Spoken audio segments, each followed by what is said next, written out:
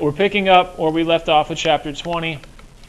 We were talking about some new African kingdoms that benefited from the slave trade, that became powerful. The old African kingdoms fall away a little bit. And we again cleared up some of these misconceptions.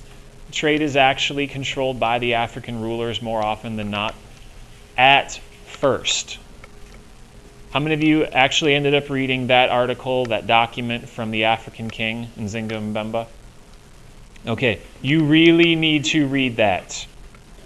You need to read that. That will definitely reshape the way that you look at the slave trade.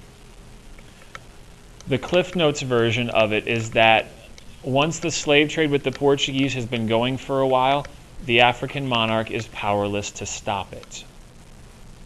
He doesn't like the fact that the Portuguese are continuing to take slaves from his kingdom. And yes, they are kidnapping some of his people, but more importantly, he just doesn't like the slave trade anymore. Why do you think he would be unable to stop it? Eileen? Right. He's trying to keep up with other empires and their guns, and this is what we call the gun slave cycle. The Europeans are giving weapons to these African kingdoms. Those weapons make them more effective in these wars to gain captives. So more guns means they get to capture more slaves. Capturing more slaves means you get to sell more slaves in return for more guns. If you stop this cycle, what happens to you? You don't have as many guns as the kingdom next to you. And so now instead of you being the one to win the battle, you're the one that loses the battle because you've lost your technological advantage. And now you're the one in the picture getting enslaved. So this becomes a vicious cycle that many of the kingdoms are unable to break. And what they start to realize is once they're in it, they're stuck. And the slave trade must go on.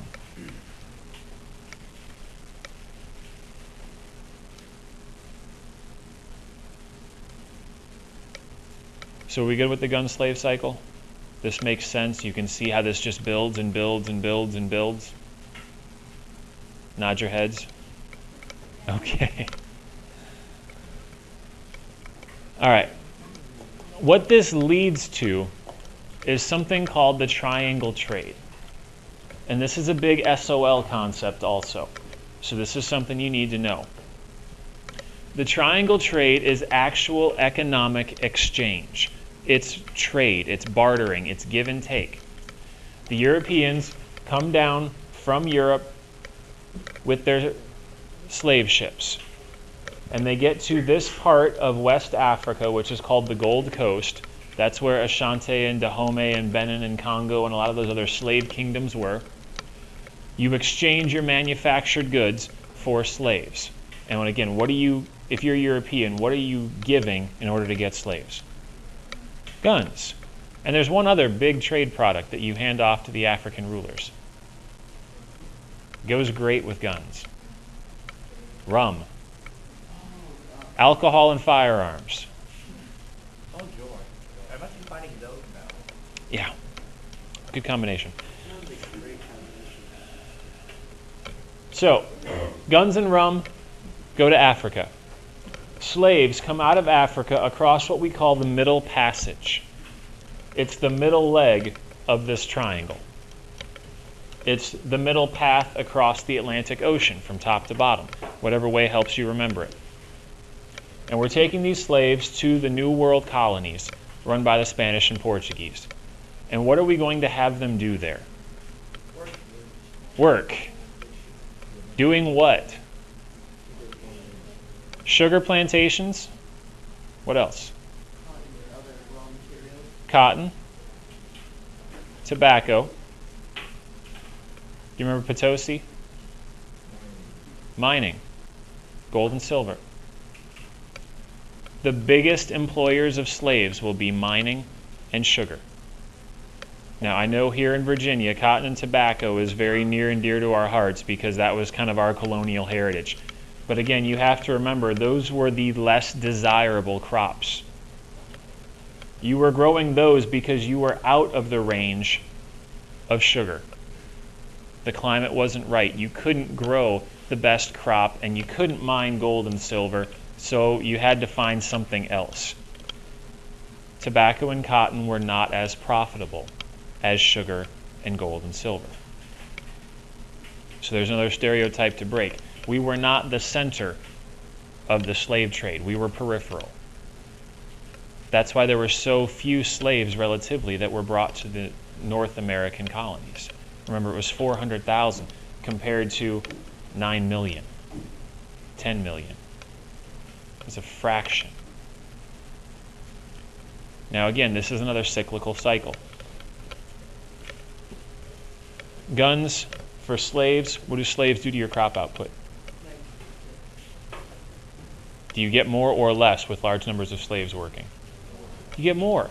So now you're shipping that back at a greater profit to Europe, which manufactures all these things, which allows them to sell them, which gives them more money to build more guns, to sell more guns for more slaves, which means more crops, which means this cycle, just like the gun-slave cycle, gets larger and larger and larger as time goes on. And this is starting in the 1500s, and this is running all the way through the 1700s. This is 200 years of continuous growth and exploitation. Questions about this? Nick? When the slaves, leg of the triangle dried up because they stopped the slave trade to the Americas, did the rest of the triangle just disappear, or was there portions that survived? That's a good question. If the slave trade would have stopped, or even when it did stop, what happens to the rest? You are still going to have this colonial exchange between the European colonies and Europe itself. You're going to preserve slavery in North America until the Civil War. And so cotton and tobacco will continue to be big exports back to Europe. European goods will be the bulk of the colonial economy, which is why things like the Stamp Act and the Sugar Act were such a big deal, because they were impacting colonial imports. Good question. What about sending manufactured goods from Africa? At that point, they're just going to stop trading. Ackerman. Yeah, sure. You bet. They need you up in the office. They need you up in the office. Yeah. All right. Well, what's going to happen eventually with Europe and Africa is that rather than just engaging in the slave trade, once Europe's technology improves, they will actually go and just colonize Africa. And that's when you're going to see the tables turn and Europe become the dominant power there. All right. Just again, to reinforce this idea that sugar was the dominant one, this is a product breakdown of the Caribbean. All the places where you see S, it's sugar. So just take a second and take that all in. Sugar, sugar, sugar, sugar, sugar, sugar, sugar, sugar, sugar, sugar, gold, silver. You really don't see a whole lot of tobacco. Sugar really is the dominant crop. So again, for those of you that are visual, hopefully this drives that point home. And now that this is recorded, you can go back and look at this longer when you want to and just, bask in the glory of 3 colors. Okay, let's talk about the slave trade real quick. This is worth spending a few minutes on. This is a depiction of what the interior of a slave ship would look like. Yes. So these are the most cramped bunk beds you've ever seen. These are essentially shelves. And you would slide your cargo, which is what the slaves are, into these narrow shelves. Because again, the purpose of the slave trade is to maximize profit. And to maximize profit, you pack as much cargo as you can onto the ship. You are not concerned with comfort. You are not concerned with luxury. You are not concerned with safety, except to make sure that your cargo survives long enough to be sold. Question, James? I was wondering, like, the answer is probably no, but do they at least separate the male and female slaves? Sometimes, but not always. Separation isn't a huge problem because, and you probably can't see it, but there's a thin black line connecting all of them. They're chained together.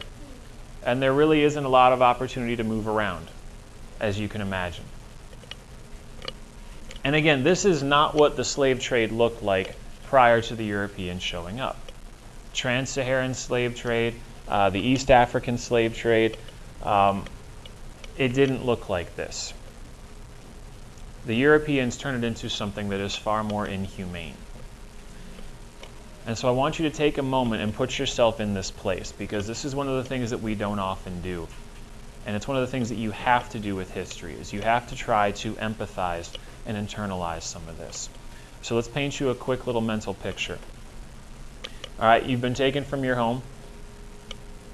You've been sold into slavery. You're placed on this ship. You don't know where you're going. You've probably never been at sea in your life.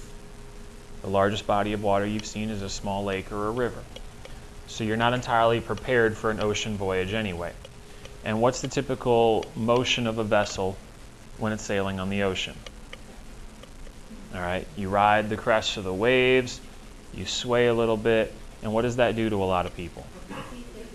Seasickness. Picture that in those confines. It's dark, it's hot, you're in the tropics, there's no air conditioning. You're not going to have windows below decks where the cargo is kept, so it's stifling down there. Imagine the smell, unwashed bodies, vomit as people get sick. Do you see bathrooms? No. Well, they're going to let you up on deck for about 1 hour a day. So guess where you go to the bathroom? On yourself. Because you can't move. And again, go back to the motion of the ship. What is all this stuff doing? It's just sloshing around. Back and forth. Trickling down from the levels above. You want to be on the high, you don't want to be down at the bottom. Shifting back and forth on the shelf that you're on. Dripping down over the edges. And again, don't make jokes. Take a moment and actually put yourself in this place. Try to envision just how dehumanizing this is. To know that you are a person and you're not being treated like a person. I mean, we don't even treat animals this way. You are being treated like cargo, and if the cargo gets a little wet, so what? Cargo gets a little banged up, not a big deal. You're laying on these rough timbers and you're being tossed back and forth, especially in a rough sea. Your skin's going to probably get scraped and bruised and scratched open. Your food, when you are fed, is not going to be good.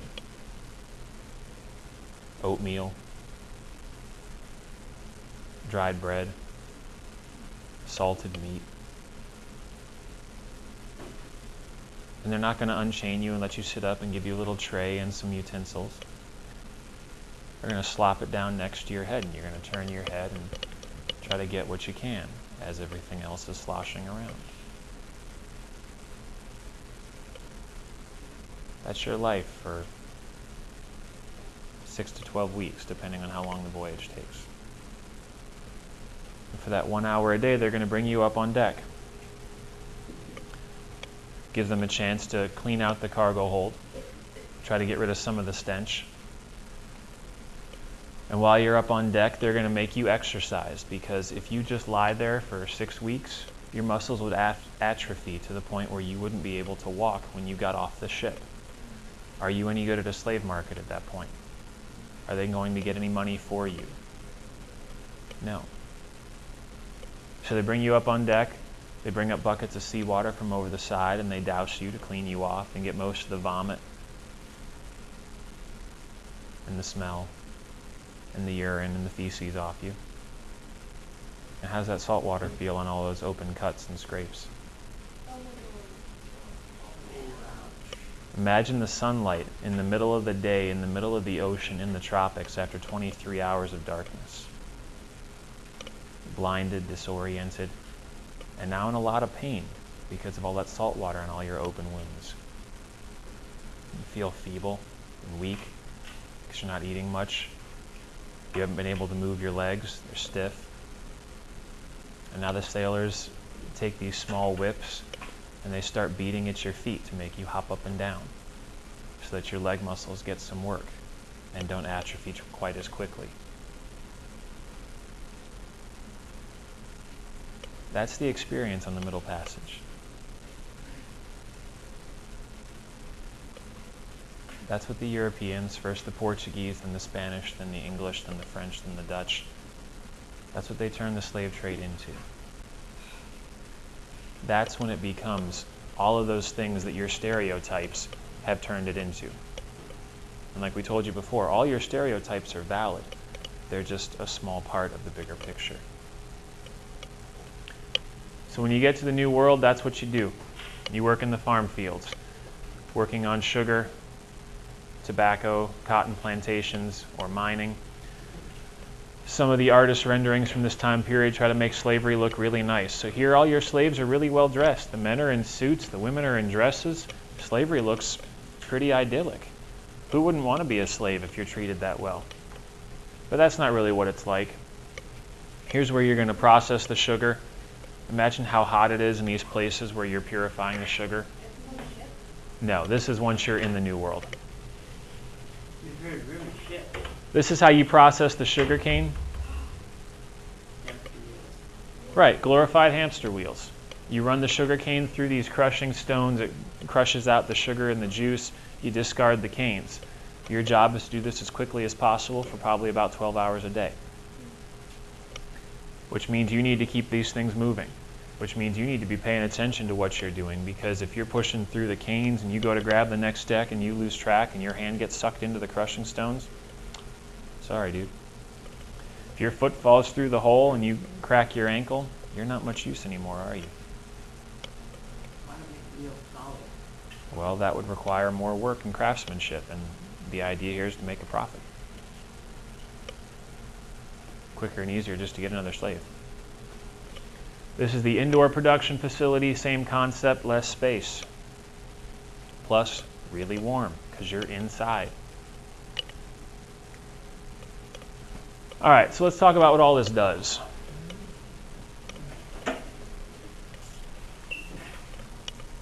At the height of the slave trade, on these ships coming across the Atlantic Ocean, somewhere between 10 and 20% of all the slaves on the ship will die before they ever reach the colonies. Which means if you can put 200 on a ship, you're pretty much guaranteed that 20 will die of disease, infection, starvation, whatever. So you're already counting on a 10 to 20% loss of cargo before you even hit the New World. Now, if you were looking at them from the standpoint of people, you'd be like, wow, we got to change this. Like, if this was what commercial travel was like on airplanes, like, man, 20 people a flight are dying. We need to, like, they would fix that.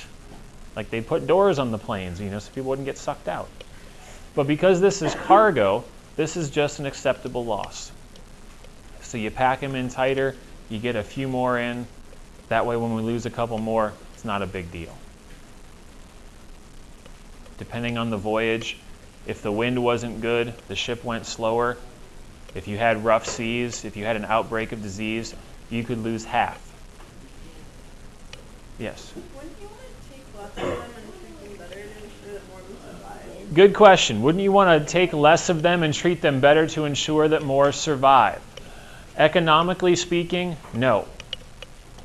You would make less money if you took fewer and spent more on them because you have the cost of the voyage, you have to pay the sailors, you have to pay for the food and supplies, you have to pay for the wear and tear on the ship. All these become economic factors to take into consideration. So let's say you could drop your loss down to 5%, but you take 50 fewer slaves. You would end up losing money. And so again, that's one of the other things you need to keep in mind about this, is that this is really being done from an economic standpoint. This is not primarily fueled by hatred and racism and let's get as many black people as possible and hopefully kill a whole bunch. That was not the point. The point was to make as much money as possible from the acquisition and sale of cargo. Now, that's still pretty horrific that you're talking about human beings as cargo. But that's how they're justifying these trips, is we're trying to make money. So you pack them in tight, you know you're going to get a few that are damaged / die. And it's terrifying to think that you could be that callous of another human's life. That you could look at an entire boat full of people, know that 20 of them are going to die, and go, well, that's a good trip.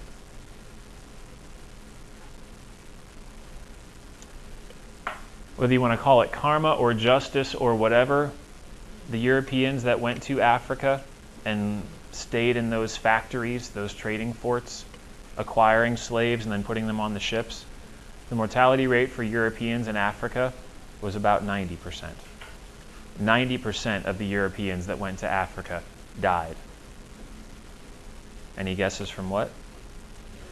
Malaria. So that's nowhere near justice, but it's worth noting. And then the last part to talk about is what finally makes all of this stop. After 200 plus years of the slave trade, the abolition movements, which first began in England and then spread to France and to Spain and to the colonies themselves, finally put enough pressure on the government to stop the slave trade from Africa. These European nations finally reach a point where society agrees that slavery is unethical and immoral.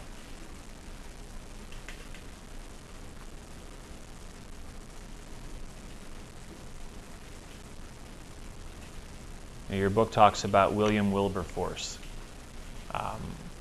Most people know he's famous because he wrote a song that still is quite popular today. Anybody know what it is? Amazing Grace. He is more significant to history, though, because he was one of the leaders of the abolition movement in England. And so because of efforts from him and from people that agreed with him, England becomes one of the first countries to stop the slave trade, which then creates a domino effect amongst the other European nations.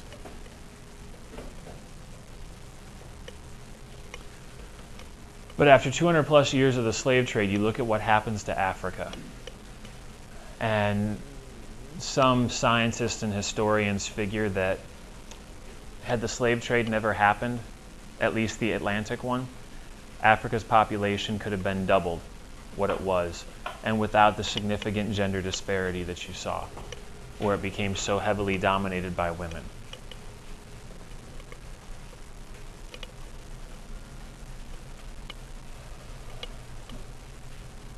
And so they then track that forward and they try to figure out what would Africa be like today had the Atlantic slave trade never happened. And it may very well have looked like a very different place. I mean, you look at the culture of warfare and conquest and violence that the gun slave cycle promotes. You look at the culture of, taking advantage of lower class people, especially from rival countries. You look at the rivalries that the slave trade creates between African nations. And it makes you wonder how much of that would be different today. Nick? Wouldn't it also, if there were more people in Africa, wouldn't that also increase the competition for certain areas only resource for such water? Assuming that everything else played out the way that it did, yes, you're right. A higher population could cause more problems as well. And so again, on some level, it's a little pointless to play what if, because there would be so many factors to consider. And Africa is able to recover from a population standpoint because of those new food crops that also help Europe. You know, corn and potatoes.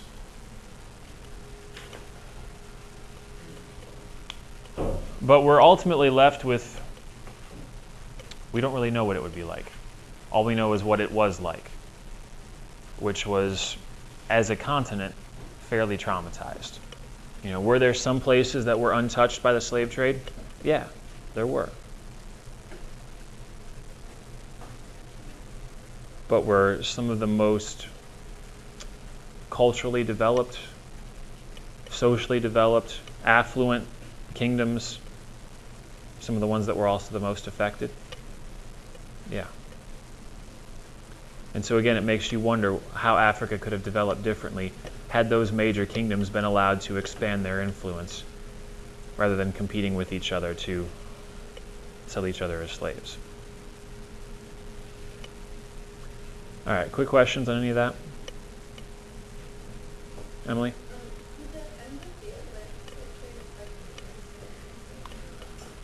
Yes, by that point, from what I've read, the trans-Saharan slave trade is pretty well cut off by that point. But again, back to a question that Nick asked earlier, what's going to happen not too long from now in Africa's history? The slave trade is going to stop in the 1750s through the 1780s. Quickly on the heels of that is going to be European colonization of Africa. They're going to use their Industrial Revolution technology, like trains and steamships, and be able to get into the interior of Africa and set up shop. And then once they discover the cure for malaria, Africa is wide open for settlement. And so they'll go from being exported to importing Europeans. And that's a whole nother chapter in Africa's story. Anything else? Other questions? All right.